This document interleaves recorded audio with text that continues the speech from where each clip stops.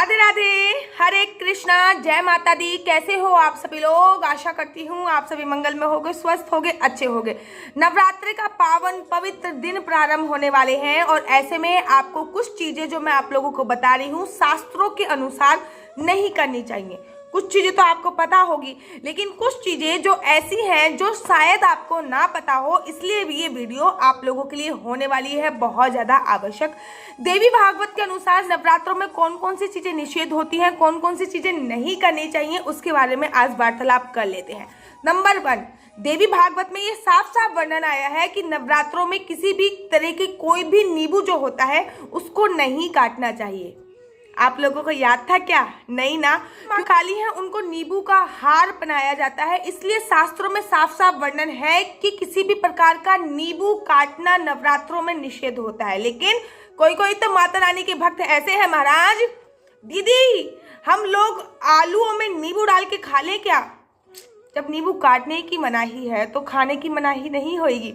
दूसरी बात पे गौर कर लेते हैं। नंबर 2, नवरात्रों में बहुत सारी माताएं बहनें पार्लर जाती हैं, आईब्रो बनवाने, अपर लिप्स बनवाने, चिन बनवाने, बाल कटवाने, फोरहेड बनवाने। तो नवरात्रों में देवी भागवत में ये साफ साफ आया है, ये नहीं लिखा कि नवरात्रों में पार्लर नहीं जाना चाहिए, ऐसा नहीं लिखा। क्योंकि जब देवी भागवत की रचना हुई थी तब पार्लर तो खुला भी नहीं था, पार्लर जैसी कोई चीज ही नहीं थी। लेकिन उसमें ये साफ साफ आया है कि किसी भी प्रकार ये साफ साफ आया है कि आपको अपने नाखून नहीं काटने चाहिए, बाल नहीं काटने चाहिए, इत्यादि आपको नहीं करना चाहिए। तो देवी भागवत में आपको पार्लर नहीं जाना है, बाल नहीं कटवाने हैं, दाढ़ी नहीं, अगर आप बॉयज है तो दाढ़ी नहीं बनवानी है, आपको अपने नाखून नहीं काटने, आईब्रो नहीं बनवानी। इस बात का आपको विशेष और विशेष ध्यान रखना है। तो विशेष ध्यान रखना है। तो नवरात्रि शुरू होने में अभी 1-2 दिन बाकी है, जल्दी से जाओ और अपना ये काम समाप्त करवा के आ जाओ। नंबर 3 और मोस्ट इंपॉर्टेंट काम, देवी भागवत में ये साफ साफ आया है कि नवरात्रों के दौरान नवरात्रि जो होती है उसमें रात्रि मायने नहीं रखती, उसमें रात्रि नहीं होती। तो पति और पत्नी को किसी भी प्रकार का संभोग नहीं करना चाहिए, पूर्णतः ब्रह्मचर्य का पालन करना चाहिए। तो आप लोगों को इस बात का विशेष ध्यान रखना है कि आपको पूर्णतः ब्रह्मचर्य का पालन करना है, किसी भी प्रकार का कोई भी क्रिया नहीं करना है।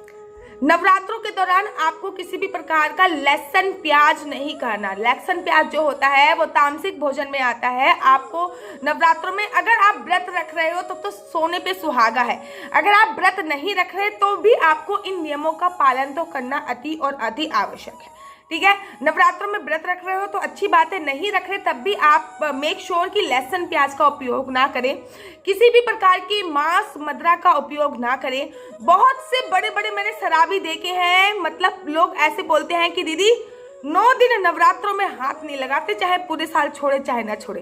तो आप लोगों से भी मैं बोलना चाहूंगी कि नवरात्रों में किसी भी प्रकार का लहसुन प्याज मांस मदिरा का उपयोग आप लोगों के लिए वर्णित होता है, बिल्कुल नहीं करना चाहिए आपको। तो चलिए अब आगे बढ़ते हैं। शास्त्रों में ऐसा वर्णन आया है कि नवरात्रों में आपको चमड़े से बनी कोई भी चीज उपयोग में नहीं लेके आनी चाहिए, जैसे कि स्लीपर्स हो गई, जूते हो गए, बेल्ट हो गई, पर्स होगी। आप लोगों ने वैष्णो माता गए होगे, चामुंडा माता गए होगे, ज्वाला माई गए होगे, माता रानी के आप किसी भी मंदिर में चले जाओ, अगर आपने बेल्ट पहनी होगी, चाहे वो चमड़े की हो चाहे ना हो, वो उस बेल्ट को उतरवा लेते हैं। माता रानी के मंदिर में किसी प्रकार का कोई भी चमड़ा अंदर प्रवेश नहीं कराया जाता। तो आप भी मेक श्योर कि चमड़े की कोई भी वस्तु नवरात्रों में उपयोग ना करें, तो सोने पे सुहागा होता है। नवरात्रे आने वाले हैं और ऐसे में नवरात्रों पर आप किसी भी, जैसे कि लोग गाली में बोलते हैं तेरी माँ की या तेरी बहन की, देखियो मैं बहुत खुल के आपको एक्सप्लेन कर रही हूँ। माना कि मैं एक कथावाचक हूँ, लेकिन सारी बातें एक आज के आधुनिकता को ध्यान में रखते हुए मुझे खुल के बोलनी पड़ती है। तो न वैसे तो गाली मैं हमेशा कहती हूँ कि जिस माँ की कोख से जन्म लिया है उसी माँ को गाली दे रहे हो। आपकी मेरी सबकी माँ बराबर होती है ना।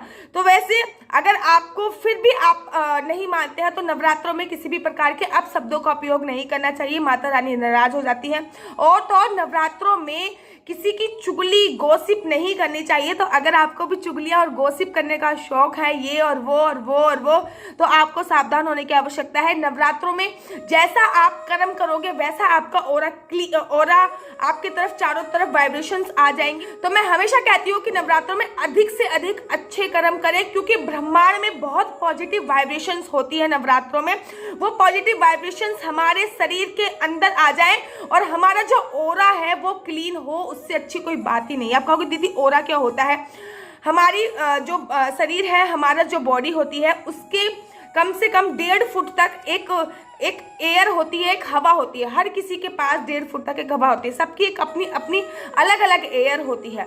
किसी की बहुत पॉजिटिव होती है तो उसको देख के बड़ी पॉजिटिव फीलिंग आती है, अरे इसको देख के बड़ी अच्छी फीलिंग आ रही है। कोई को देख के बड़ी नेगेटिव फीलिंग आती है, तो उसका ऑरा क्लीन नहीं है। जिनका ऑरा क्लीन नहीं होता, 7 रंग की वो एयर होती है, जिनका ऑरा क्लीन नहीं होता, तो नवरात्रों में आपको अपना ऑरा क्लीन करने का सबसे बेस्ट मौका है। तो चलिए अब आगे बढ़ते हैं, टॉपिक से भटक गई थी मैं। नवरात्रों में किसी भी प्रकार के फटे हुए वस्त्र ना पहने, जो यहाँ से फट रहे हो, यहाँ से फट रहे हो, कहीं से भी फट रहे हो। नवरात्रों में मेक श्योर कि आपको धुले हुए ही वस्त्र पहनने चाहिए। गंदे वस्त्रों का त्याग कर देना चाहिए।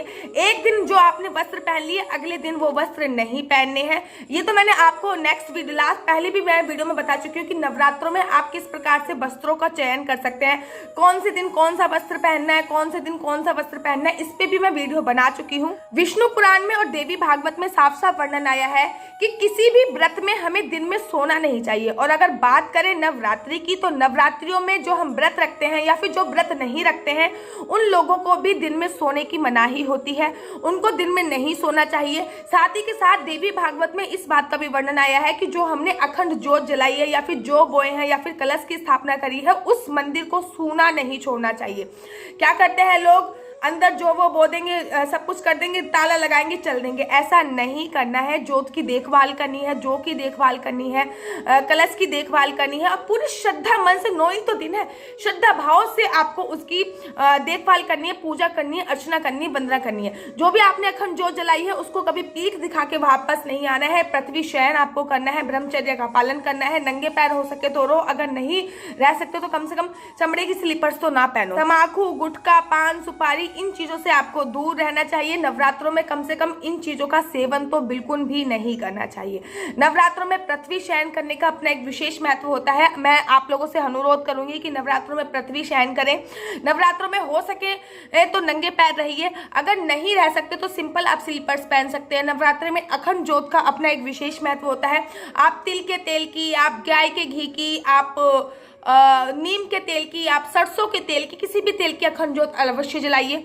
ज्योत को पीछे देखकर, मतलब ज्योत की तरफ पीठ दिखा के कभी मत आइए। ज्योत को कभी अकेला मत छोड़िए, जो जरूर उगाइए, क्योंकि जो नवरात्रि के ज्योत होते हैं वो आपका भविष्य बताते हैं कि आने वाला जो आपका पूरा साल है वो कैसा होने वाला है। तो आशा करती हूँ कि आपको मेरी वीडियो अच्छी लगती होगी। अगर आपको मेरी वीडियो अच्छी लगती है तो आप अपना यूट्यूब चैनल हरी बोल को लाइक शेयर सब्सक्राइब करना बिल्कुल भी मत भूलिए। तब तक के लिए मुझे दीजिए इजाजत।